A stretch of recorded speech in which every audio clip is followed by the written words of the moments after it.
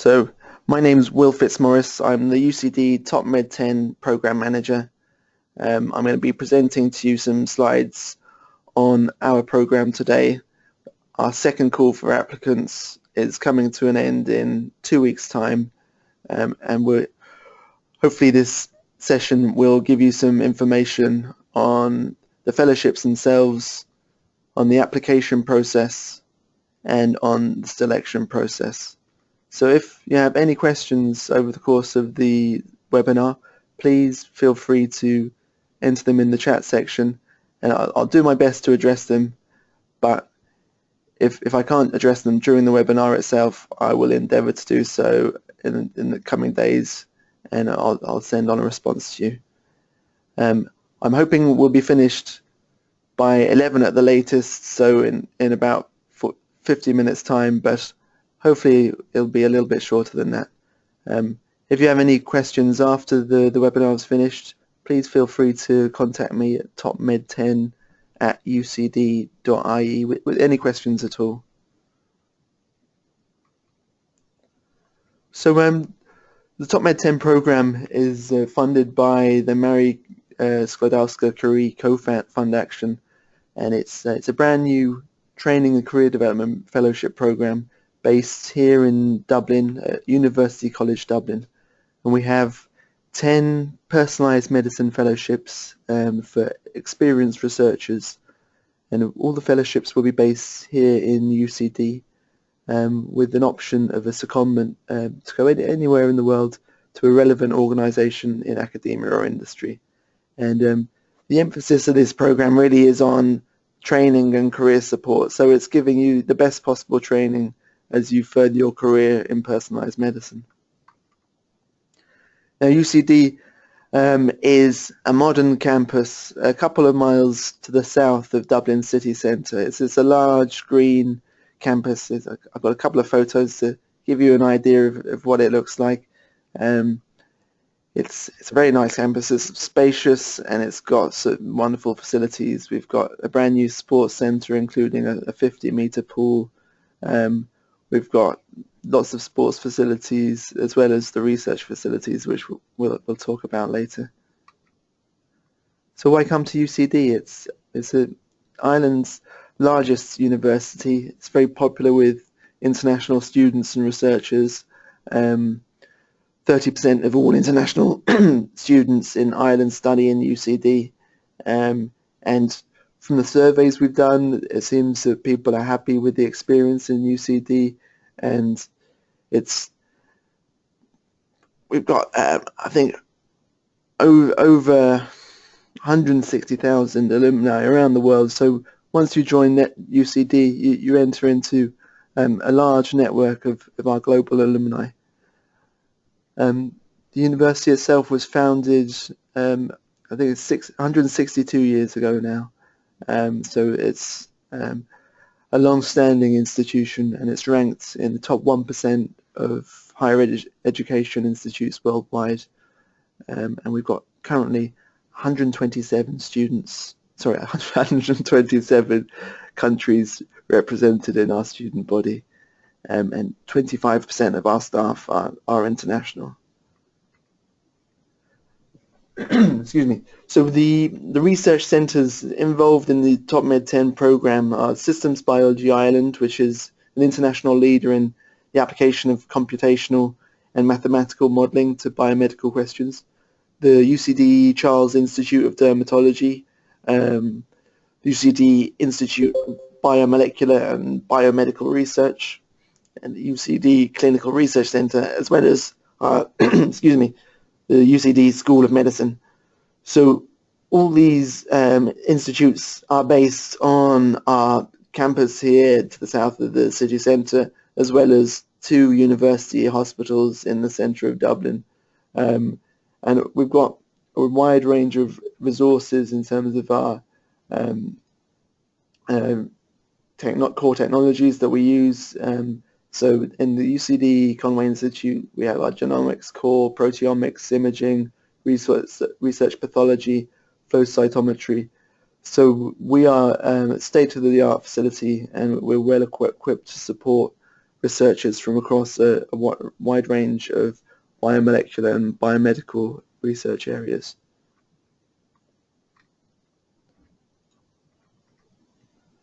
And Dublin itself is, I'm sure many of you will have heard of Dublin, or you may have visited Dublin. It's a very welcoming, beautiful city on the east coast of Ireland, a Georgian city. So look, most of the city centre was built around in the 1700s, and it's a very beautiful city. And then within easy reach of the city, you have the Wicklow Mountains, which are pictured here, as well as the sea, and it's very accessible to the rest of Ireland, which is well worth exploring. So it's a nice place to spend some time. And here, I'm not the only one who says it. So The Lonely Planet had Ireland as the world's friendliest country in 2010. The Frommer's Guide 2011 had Ireland as the favourite holiday destination in the world. Global Peace Index has Ireland as the 6th safest country in the world. Dublin was voted the 8th in the QS Best Student Cities in the World 2012 rankings, and Dublin's recently been the UNESCO City of Literature.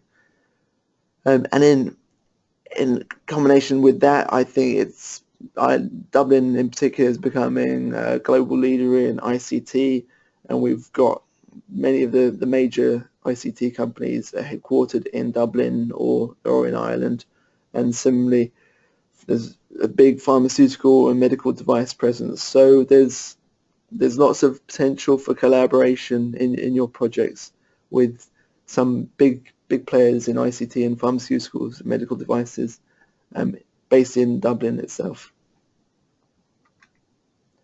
So I'm going to move on now to the fellowships. So I'll just give you a bit of information firstly on Marie Sklodowska-Curie fellowships. The Marie Curie program in Brussels did some research on the effect of Marie Curie fellowship on a researcher. So they took a cohort of Marie Curie fellows and then a control group of non-Marie Curie fellows just to map the different impacts over the course of a career. So here's a few facts from that research. So completing a Marie Curie fellowship has a definite beneficial impact on a researcher's career prospects. There's several indicators which show clearly that Marie Curie fellows score more positively than non-fellows. So there's career drivers such as access to high quality research facilities and labs, enlarging professional networks, and improving interdisciplinary skills. Marie Curie fellows publications are more often cited than the control groups and are more frequently published on influential scientific journals. Marie Curie fellows are more successful than non-fellows in applying for European Research Council grants for high quality research. Marie Curie fellows achieve professorship titles more frequently than others, and are more likely than the control group of leading a team of researchers. And nicely, Marie Curie fellows are more satisfied with their job than a control group. And then there seems to be some impact in closing the gender gap as well for Marie Curie fellows. So, for instance, with respect to chances of being appointed an associate professor, or principal investigator. So with this, I hope this shows the benefits of being awarded a Marie Curie fellow. There are tangible benefits that will stand you in good stead for your career once you get the Marie Curie label. And one of the major benefits is joining the Marie Curie Fellow Network. This is a global network of top researchers who if you get one of these fellowships, you'll be among their number and their number of events that they have, and it's a good networking opportunity. So if you want to look at this in any more detail, is the source. It's the European Commission report on Marie Curie researchers and their long-term career development. So the TOPMed10 fellowships themselves, we have two categories of fellowship. So fellowship level 1 is for candidates with up to 3 years post-PhD experience.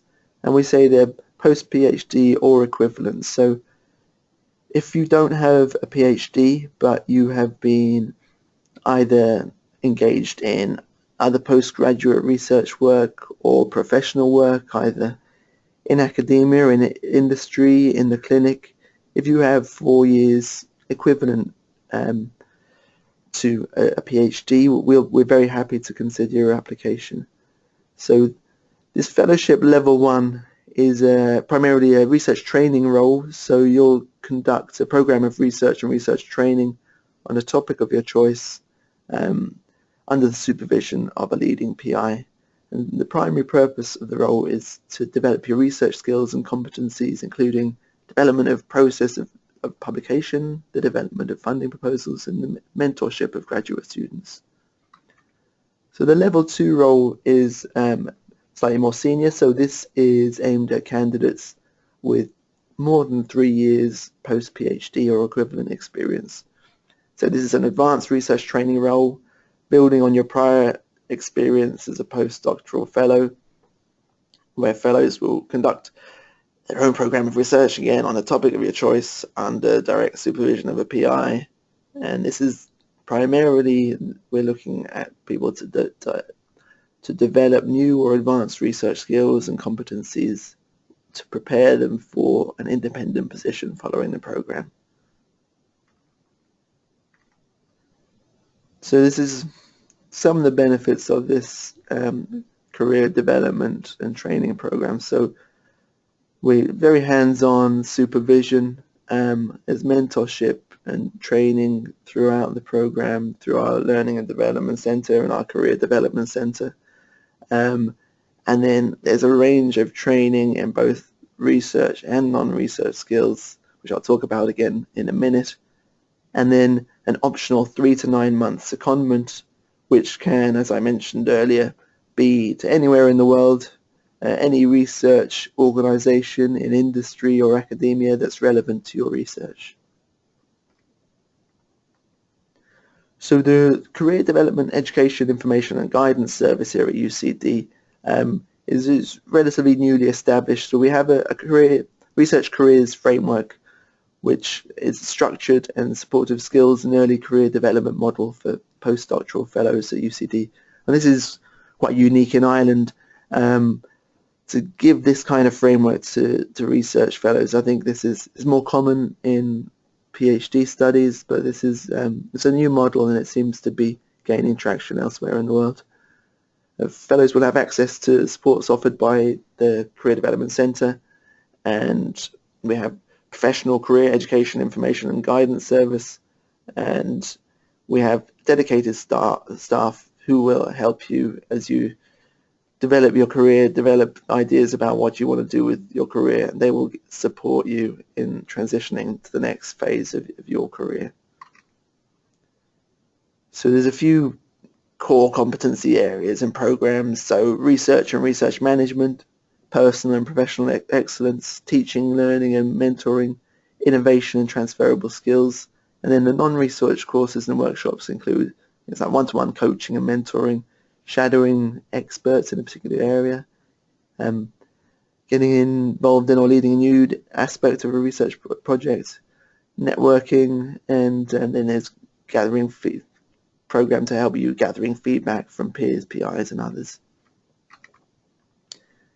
Now, the fellowships, you can see the remuneration for the level 1 and the level 2 here. So each fellow will receive a living allowance, a mobility allowance, and a contribution to research costs. And also, if you're coming to Ireland with family, whether that's a partner or with your children, there's an additional family allowance there of €2,700 per annum. And so your research costs there, contribution to research costs, this is covering your consumables, your publication costs, traveling to attend conferences and workshops, and also any training activities external to UCD. So this is, we hope, a well remunerated position, and hopefully this will be of interest to you. Now, moving on to the application process. So with a couple of weeks to go until the deadline of the program, hopefully you will have started to think about your research proposal, and started to talk to maybe one or more of the PIs based here in UCD. I'm just going to take you through the first few steps really you should take before you start your proposal, and then we'll talk a little bit about the proposal itself. So here it's quite small writing, so I hope you can see it.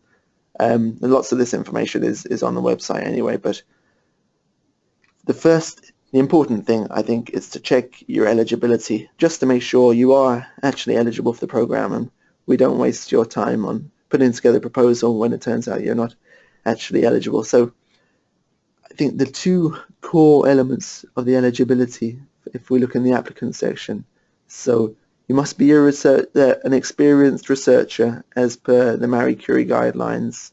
So as we discussed earlier, you either have a PhD or you have equivalent experience. So we'll be checking this through your CV that you submit to us with your proposal. And if you haven't been conferred yet, but you've had your viva, then we consider, and you're recommended for the PhD, then we consider that to be the equivalent of having your PhD. So as long as you have your viva by the submission deadline, then you will be eligible. And then the fourth one down there, this is a mobility criteria for Marie Curie programs.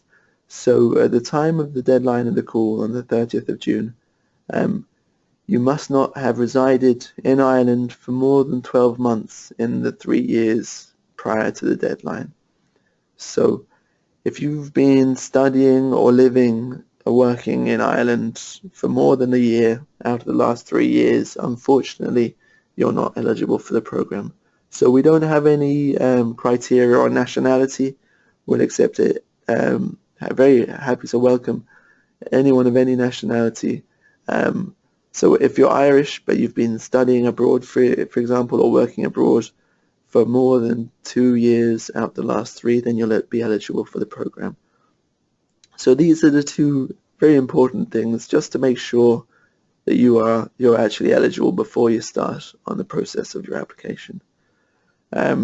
So we've got a few more details there on what you need for your proposals, and it's quite basic things, and these are on the eligibility section of the website, but just bear in mind those two key elements. So now, once you know you're eligible, the next step is to make sure that we've got something. We've got a research area that attracts you as a researcher. So we've got a broad range of areas that our PIs cover, and there's a fair few things in the word cloud there. So if there's something there that piques your interest, either you've got experience in one of these areas or you'd like to gain experience, have a look at the research areas, and then have a look at which research area is covered up by which of our PIs. So for this current call, I think we have 12 PIs looking for candidates across a range of the different research areas. So if you have a look at the Meet Our PIs page on the website, you can see which of our world-leading PIs you'd like to work with. So once you've identified the PI you'd like to work with, drop them an email or give them a call, and then have a discussion about how you might take a proposal forward. So you're eligible, you've found a supervisor who's happy to support your application. These are the next steps now on working on your proposal. So there are 6 elements to the application. I'll go through each in turn. It sounds like a lot, but some are much less work than others, so don't worry about that. So the first one, you have to register for our online application system. So you may have done this already just to have a look at how the process works, but if you haven't, there's a button on the top right hand corner of the program website which says apply now or something like that. And if you click on that, it'll be taken and asked to register for the application system. So we just need some very basic details at this stage, and this will give you access to the application system. So name, if you have an email, and website, and phone number. So they're just basic questions you have to fill in. Once you're in, you'll be asked for further personal details. Some of these will be pulled through from your original registration. There'll be a couple of extra details there that you have to add in. And these are securely kept, and no one has access to this other than the program management team, and it won't be shared with anyone else. So far, so basic, I hope. The next step, we're getting to your proposal now. So a title, the research area, a summary of your proposal, and you need to indicate whether you're going for a fellowship level 1 or a fellowship level 2. And then importantly here, we want you to put in the UCD PI that you've asked to supervise you. Okay, so make sure you indicate which supervisor you're looking to work with. And now if you're looking to do a secondment, if you can enter the name of the company or the organization, and then also we'd like you to nominate a supervisor from your secondment. So again, this is something you'll have to have got in contact with your secondment and your proposed secondment hosts, and you'll need to identify a suitable person who can supervise you. And then finally, the keywords. So the keywords are particularly helpful for us when we start to identify reviewers for your proposal. Sorry, excuse me. Excuse me. So next step, the ethics questionnaire and statement. So our program adheres to national and EU requirements on ethics. So there are some things we are not allowed to fund. So here, these 4 items here, under our co-fund Marie Curie program, we are not allowed to fund research activities aiming at human cloning for reproductive purposes, activities intended to modify the genetic heritages of human beings, which could make such changes heritable, research activities intended to create human embryos solely for the purposes of research or for the purpose of stem cell procurement, including by means of somatic cell nuclear transfer, and research activities involving human stem cells, both adult and embryonic. So if the work you're looking to do touches on any of these areas, unfortunately it won't be eligible for our support. But if you're already liaising with a PI or potential supervisor, they'll be well aware of these restrictions, and their research won't be in these areas. So you should be guided away from topics along these lines. So once you've found that your work won't be in these areas, you will be asked to go through a tick box ethics questionnaire. So there's 9 different areas, and for each area you'll be asked yes or no, does your research impact on these areas? And if you answer yes to any of these questions, what we'd like you to do is to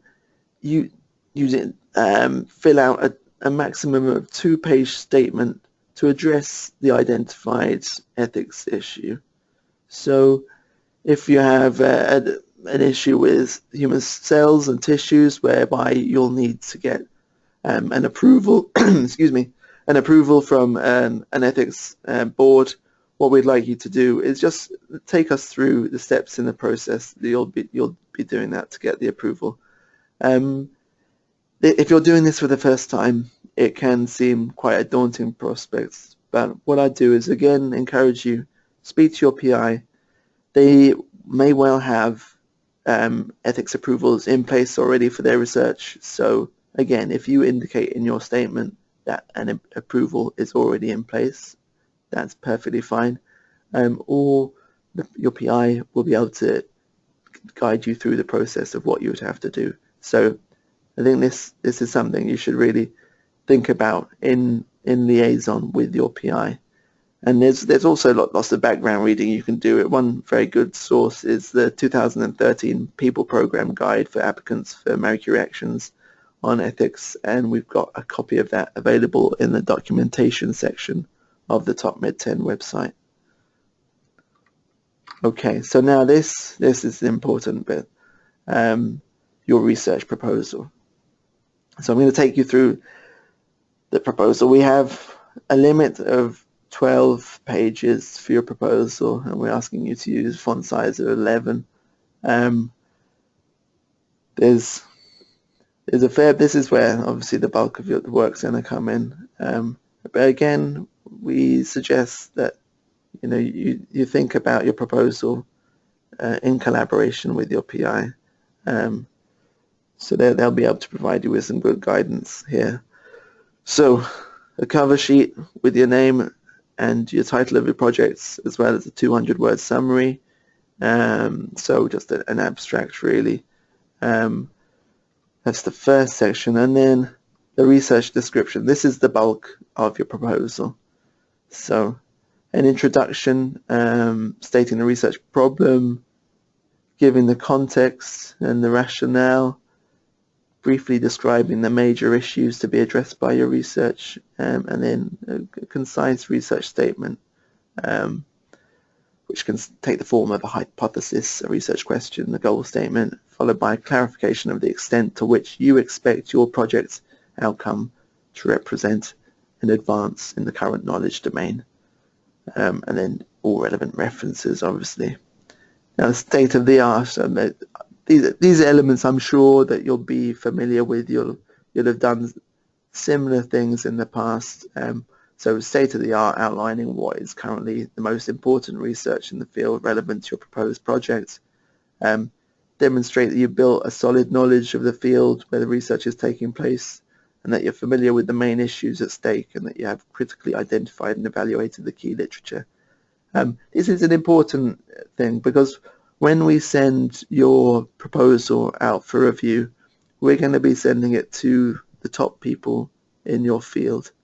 So if you have a sketchy knowledge, or if you're displaying a sketchy knowledge of your research field in this state of the art, they'll quickly identify that, and they'll be, they'll pass a critical eye over your proposal. But if you can show that you know the latest papers, you know the big papers in your field, and you know how your proposal is building on the research, then you'll be fine. So the next step, your aims and objectives, and then your research methodology and approach. Then so the how-to components of your proposal. So here again, you're going to have to keep in mind the resources that we have in UCD. So when you're going through it, have a look at the resources we're going to have here available for you, and then you can build that into your methodology. Should be detailed enough to let the reader decide whether the methods you intend to use are adequate for the research at hand, and then the best available approaches for the proposed project. And if there's any ethical considerations here, you can include them. But again, the 2-page statement is probably the best place to put most of your ethics, as with a page limit of 12, yeah, you might be a bit tight for space here. And then the originality and innovative aspects are very important here as well. So we're looking to fund original, innovative research. So you've got to explain to us why your research is as such. Okay, as a career development and training program, obviously we want to look at why you want to do this program. We want to see your long-term goals and how we can help you through this program to achieve them. So explain to us why you're choosing this fellowship and how this fellowship program will contribute to reaching your goals. And have a look at the skills, as I mentioned earlier about the career development program. Have a look at the skills that you could learn through this program and reference them here in the career development section, just to show that you're aware of what's on offer and you're looking to take it up. And then we have a section for your secondment if that's something you're looking to do. And again, it's got to be relevant to your research proposal. It's got to be relevant to your career aims. So make sure you make a good case for it if it's something you're looking to do. And it is these Marie Curie programs. It's a great opportunity to do a secondment, and it's something that we really do encourage. And your reviewers will look very favorably on it if you can line up something suitable. So for the supervision and hosting arrangement, we want to make sure that you've chosen the right PI for your project. So I make sure that you cite the track record of your chosen PI and let us know why they are the perfect person for you to do your proposal, your project.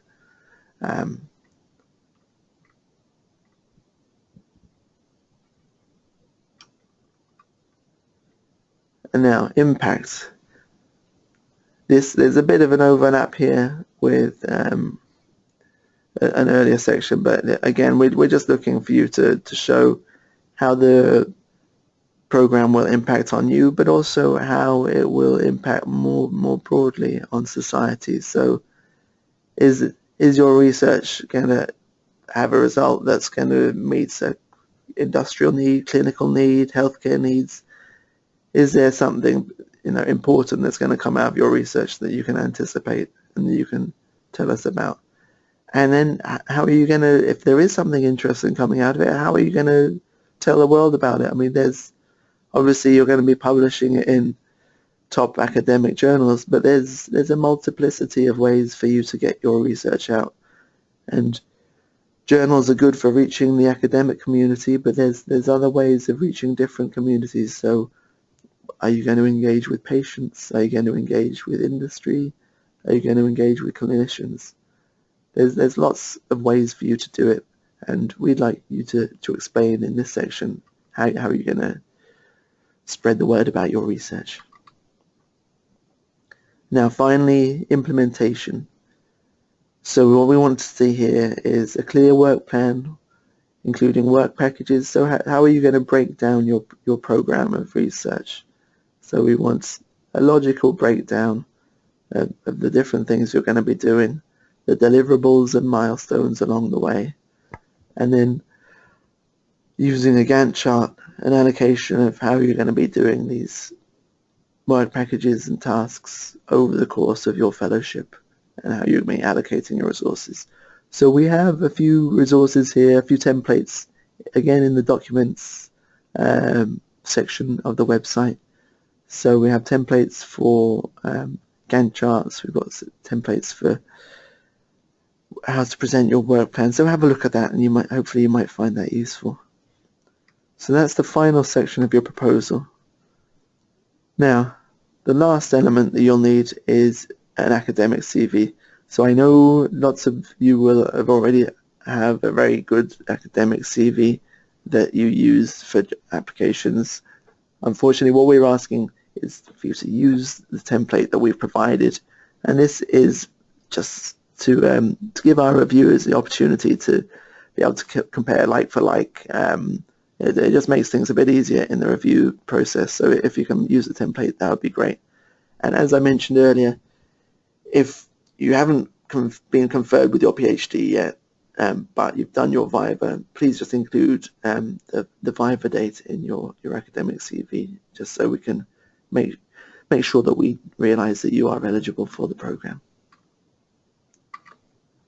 So once you've submitted your proposal by the 30th of June, you will enter into our selection process.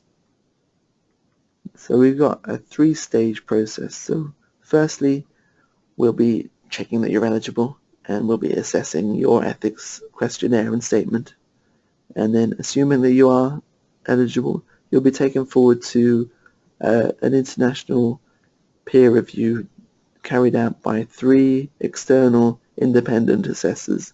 So as I said earlier, these will be some of the top people in your field of research. If you score 70% or over through this assessment, you'll be taken forward to the next stage, which is the interview stage. So in the interview stage, you will be interviewed by a selection board made up of 2 members of your independent peer review panel, a representative of the UCD Research Institutes here, as well as a representative of our HR or an administrator. And again, you'll be assigned a score out of 100, and then those candidates whose scores when combined, so 50% weighting to your peer review and then 50% weighting to your interview, the combined score, if it's on or above 70% threshold, you will be eligible for a fellowship offer. So we will be offering fellowships to the top applications from Call 2 who score at 70% or more. So the timeline for this. The submission deadline, as I've said, is the 30th of June. We'll be carrying out the eligibility checks and the ethical review over the course of July, and then your peer review will take place from August until approximately October, with interviews scheduled for October, November, and fellowships will be offered very shortly after the interview. And then for those successful in the program, the start date is between November and February, although as we know, many of our candidates will be coming from abroad.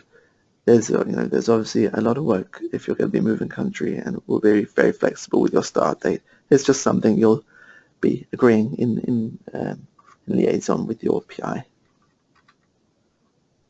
Okay, we've covered a bit of ground there. I hope you found that useful.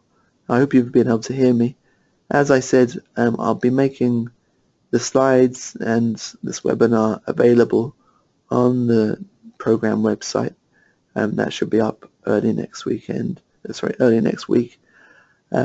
If you have any questions at all, please don't hesitate to get in touch. You can reach me on topmed10@ucd.ie or william.fitzmaurice@ucd.ie, and I'll get back to you as soon as possible. And just to reiterate, once you've chosen your PI, they should be able to provide you with a lot of support. So if there are areas here that you're a bit unsure about, do get back to either me or your PI. And remember, the submission deadline is the 30th of June, and very best of luck with your application. I don't think there's any questions in particular that I can see in the chat section, but yeah, please do send on any questions you have. And that is the end of this session. Thank you.